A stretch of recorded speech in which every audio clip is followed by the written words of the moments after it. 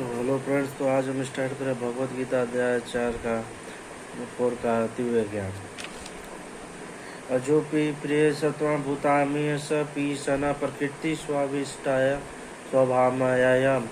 यद्यपि मैं अजन्मा तथा अविनाशी हूँ और यद्यपि मैं समस्त जीवों का स्वामी हूँ, तो भी प्रत्येक युग में मैं अपने आदि दिव्य रूप में प्रकट होता हूँ।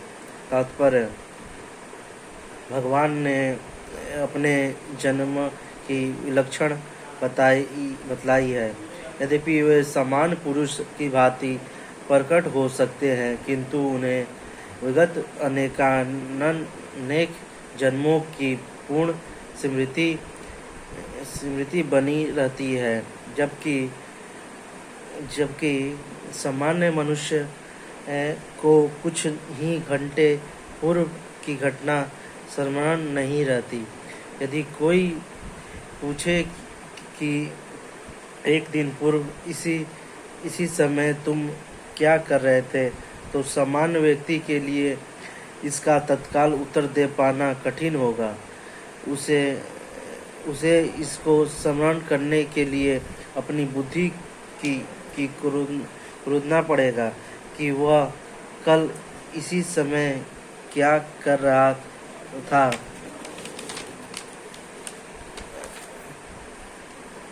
फिर भी लोग प्रायः अपने को ईश्वर या कृष्ण घोषित करते रहते हैं।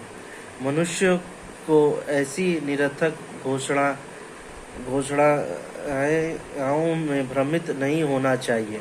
अब भगवान दोबारा अपनी प्रकृति या स्वरूप की व्याख्या करते हैं। प्रकृति का अर्थ स्वभाव तथा स्वरूप दोनों है। भगवान कहते हैं कि वे अपने ही शरीर में प्रकट होते हैं। वे समान जीवों की भांति शरीर परिवर्तन नहीं करते। इस जन्म में बुद्ध जीव का एक प्रकार शरीर हो सकता है, किंतु अगले जन्म में दूसरा शरीर रहता है।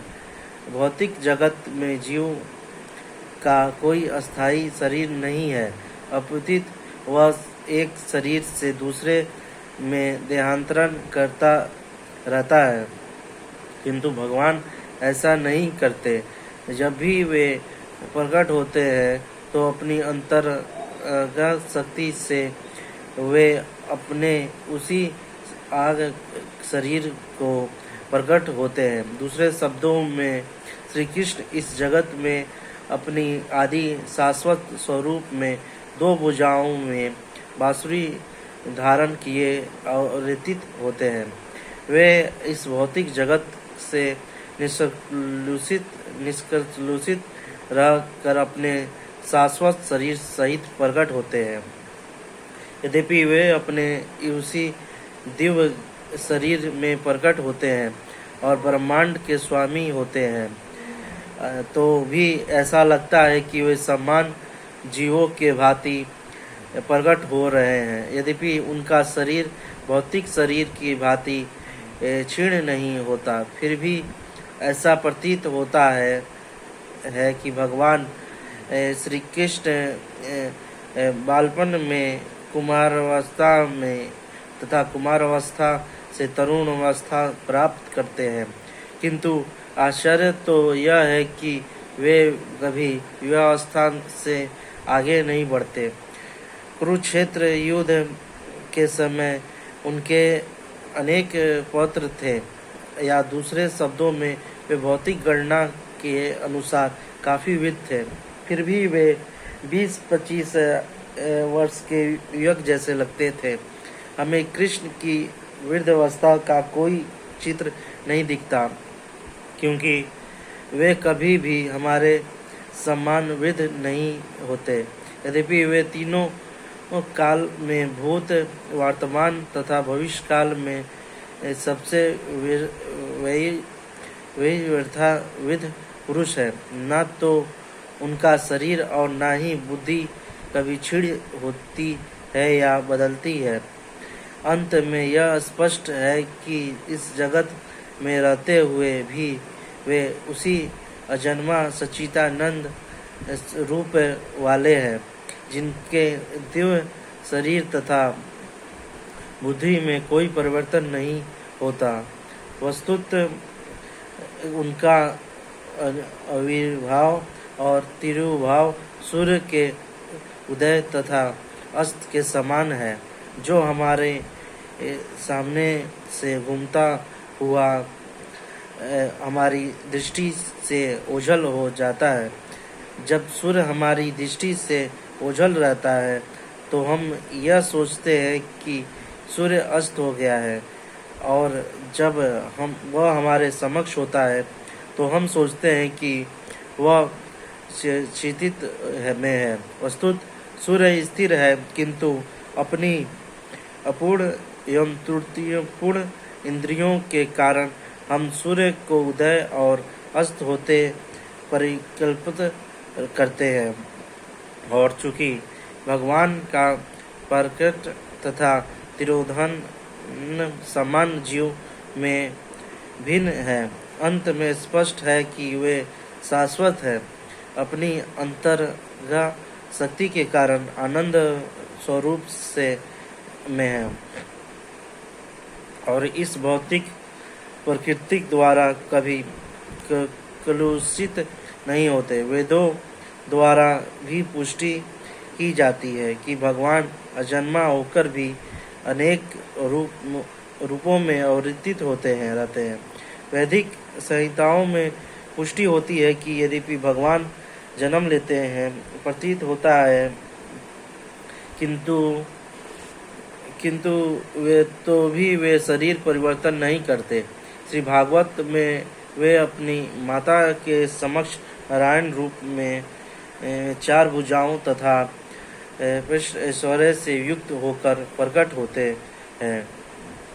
उनका आदि शाश्वत रूप में प्रकट उन्हीं की अलौकिक कृपा है, जो जीवों को प्रदान की जाती है, जिससे वे भगवान के यथा रूप में अपना ध्यान केंद्रित कर सके, न कि निवेशितवादियों द्वारा मनोधर्म या कल्पनाओं पर आधारित रूप में विश्वकोश के अनुसार माया या आत्मा माया सब भगवान की अलौकिक कृपा का सूचक है। भगवान अपने समस्त पूर्व आविर्भाव तिरोभाव से अवगत रहते हैं, किंतु समान जीव को जैसे ही नवीन शरीर प्राप्त होता है, वह अपने पूर्व शरीर के विषयों में सब कुछ भूल जाता है। वे समस्त जीवों के स्वामी हैं, क्योंकि इस धारा पर रहते हैं। वे अर्धजनक तथा अति मानवीय लीलाएं करते हैं। अंत में भगवान निरंतर वहीं परम सत्य रूप में है, और उनके स्वरूप तथा आत्मा में या उनके गुण तथा शरीर में कोई भी अंतर नहीं होता। अब यह प्रश्न किया जा सकता है कि संसार में भगवान क्यों आविर्भूत और तिरोभूत रहते हैं। अगले श्लोक में इसकी व्याख्या की गई है। यदा यदा हि धर्मस्य ग्लानि भवति भारत अभ्युत्थानधर्मस्य तदा मनः सृजाम्यहः। हे भरतवंशी, जब भी और जहाँ भी धर्म का पतन होता है और अधर्म की प्रधानता होने लगती है, तब मैं अवतार लेता हूँ। तात्पर्य यहाँ पर सृजाम शब्द महत्वपूर्ण है। सृजाम सृष्टि के अर्थ में नहीं प्रयुक्त हो सकता है, क्योंकि पिछले श्लोक के अनुसार भगवान के स्वरूप या शरीर की सृष्टि नहीं होती, क्योंकि उनके सारे स्वरूप शाश्वत रूप से विद्यमान रहने वाले हैं। अंत में सृजाम का अर्थ है कि भगवान स्वयं यथा रूप में प्रकट होते हैं। यद्यपि भगवान कार्यक्रम के अनुसार अर्थात ब्रह्मा के एक दिन में 7वें मनु के 26वें युग में द्वापर के अंत में प्रकट होते हैं, किंतु वे इस नियम का पालन करने के लिए बाध्य नहीं है, क्योंकि वे स्वेच्छा से कर्म करने के लिए स्वतंत्र है। अंत में जब भी अधर्म की प्रधानता तथा धर्म का लोप होने लगता है, तो वे स्वेच्छा से प्रकट होते हैं। धर्म के नियमों के वेदों में दिए गए हुए हैं, और यदि इन नियमों का पालन में कोई त्रुटि आती है तो मनुष्य अधार्मिक हो जाता है। श्रीमद् भागवत में बताया गया है कि ऐसे नियम भगवान के नियम हैं। केवल भगवान ही किसी धर्म व्यवस्था कर सकते हैं। वेद भी मूलतः ब्रह्मा के हृदय में से भगवान द्वारा उचित माने जाते हैं। अंत में धर्म के नियम भगवान के प्रत्यक्ष आदेश हैं। धर्म तु साक्षात् परितम भगवत गीता में अधोपनिषद इन्हीं नियमों का संकेत है। वेदों का उद्देश्य परमेश्वर के आदेशानुसार ऐसे नियमों की स्थापना करना है, और गीता के अंत में भगवान स्वयं आदेश देते हैं कि स्वेच्छा में धर्म उनकी ही शरण ग्रहण करना है। वैदिक नियम जीव को पूर्ण शरणागति की ओर अग्रसर कराने वाले हैं, और जब भी असुरों द्वारा इन नियमों में व्यातना आता है तभी भगवान प्रकट होते हैं। श्रीमद् भागवत पुराण से हम जानते हैं कि बुद्ध कृष्ण के अवतार हैं, जिनका प्रादुर्भाव उस समय हुआ जब भौतिकवाद का बोलबाला था, और भौतिकवादी लोग वेदों को प्रमाण बनाकर उसकी आड़ ले रहे हैं। यद्यपि वेदों में विशिष्ट कार्यों के लिए पशु बलि के विशेष में कुछ सीमित विधान थे, किंतु आसुरी व्यक्तित्व वाले लोग वैदिक नियमों का संदर्भ दिए बिना पशु बलि को अपनाए हुए थे। भगवान बुद्ध इस अनाचार को रोकने तथा अहिंसा के वैदिक नियमों की स्थापना करने के लिए अवतरित हुए हैं।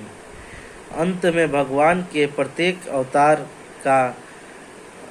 अवतार का विशेष उद्देश्य होता है, और इन सबका वर्णन शास्त्रों में हुआ है। यह तथ्य नहीं है कि केवल भारत की धरती में भगवान अवतरित होते हैं। वे कभी भी और किसी भी काल में इच्छा होने पर प्रकट हो सकते हैं। वे प्रत्येक अवतार लेने पर धर्म के विशेष में उतना ही कहते हैं जितना कि उस परिस्थिति में जन समुदाय विशेष समझता सकता है, लेकिन उद्देश्य एक ही रहता है, लोगों को ईर्ष्या भावना प्रभावित करना तथा धार्मिक नियमों के प्रति आज्ञाकारी बनना। कभी भी वे स्वयं प्रकट होते हैं तो कभी अपने प्रामाणिक प्रतिनिधि को अपने पुत्र या दास के रूप में भेजते हैं, या वेश बदल कर स्वयं ही प्रकट होते हैं। भगवत गीता के सिद्धांत अर्जुन से कहे गए थे। अंत में वे किसी भी महापुरुष के प्रति हो सकते हैं, क्योंकि अर्जुन संसार के अन्य भागों के समान पुरुषों की अपेक्षा अधिक जागरूक था। 2 और 2 मिलकर 4 होते हैं। यही गणित का नियम प्राथमिक कक्षा के विद्यार्थी के लिए उतना ही सत्य है जितना कि उच्च कक्षा के विद्यार्थी के लिए तो भी गणित उच्च स्तर तथा नियमित स्तर का होता है। अंत में भगवान प्रत्येक अवतार में एक जैसे सिद्धांतों की शिक्षा देते हैं जो परिस्थितियों के अनुसार उच्च या नियम प्रतीत होते हैं। जैसा कि आगे बताया जाएगा, धर्म के उच्च सिद्धांत चारों वर्णाश्रमों की को स्वीकार करने से प्रारंभ होते हैं। अवतार का एकमात्र उद्देश्य सर्वप्रथम कृष्ण भावनामृत को उद्बोधित करना है। परिस्थितियों के अनुसार यह भावनामृत प्रकट तथा अप्रकट होता है। परित्राणाय साधूनां विनाशाय च दुष्टकृतमा धर्मस्य येन पार्थेत स्वाभिमानं युगे युगे। भक्त के का उद्धार करने, दुष्टों का विनाश करने तथा धर्म में की फिर से स्थापना करने के लिए मैं हर युग में प्रकट होता हूँ। तात्पर्य: भगवत गीता के अनुसार साधु पवित्र पुरुष कृष्ण भावना भावित व्यक्ति है। अधार्मिक लगने वाले व्यक्तियों में भी यदि पूर्ण कृष्ण चेतना हो तो उसे साधु समझना चाहिए। दुष्ट कृत्य उन व्यक्तियों के लिए आया है जो कृष्ण भावना मित्र की परवाह नहीं करते। ऐसा दुष्ट कृत्य या उपद्रवी मूर्ख तथा अधम व्यक्तियों कहलाते हैं, भले ही वे सांसारिक शिक्षा से विस्तृत क्यों ना हो। इसके विपरीत यदि कोई 100% कृष्ण भावनामृत में लगा रहता है तो वह विद्वान या सुसंस्कृत ना भी हो फिर भी वह साधु माना जाता है। जहाँ तक अनिश्वरवादियों का प्रश्न है, भगवान के लिए आवश्यक नहीं है कि इनके विनाश के लिए उस रूप में अवतरित हो जिस रूप में रावण तथा कंस का वध करने के लिए हुए थे। भगवान के ऐसे अनेक अनुचरण हैं जो असुरों का संहार करने के सक्षम हैं, किंतु भगवान तो अपने उन निष्काम भक्तों को तुष्ट करने के लिए विशेष रूप से अवतार लेते हैं जो असुरों द्वारा निरंतर तंग किए जाते हैं। असुर भक्त को तंग करता है, भले ही वह उसका सगा संबंधी क्यों ना हो। यद्यपि प्रहलाद महाराज हिरण्यकश्यप के पुत्र थे, किंतु भी वे अपने पिता द्वारा उत्पीड़ित थे। इसी प्रकार कृष्ण की माता देवकी यद्यपि कंस की बहन थी, किंतु उन्हें तथा उनके पति वासुदेव को इसीलिए दंडित किया गया था क्योंकि उनसे कृष्ण को जन्म लेना था। अंत में भगवान कृष्ण मुक्ता देवकी के उद्धार करने के लिए प्रकट हुए थे, कंस को मारने के लिए नहीं, किंतु यह दोनों कार्य एक साथ संपन्न हो गए। अंत में यह कहा जाता है कि भगवान भक्त का उद्धार करने तथा दुष्टों असुरों का संहार करने के लिए विभिन्न अवतार लेते हैं। कृष्णदास कविराज कृत चैतन्य चरितामृत के निम्नलिखित श्लोकों में मध्य से अवतार के सिद्धांतों का सारांश प्रकट होता है।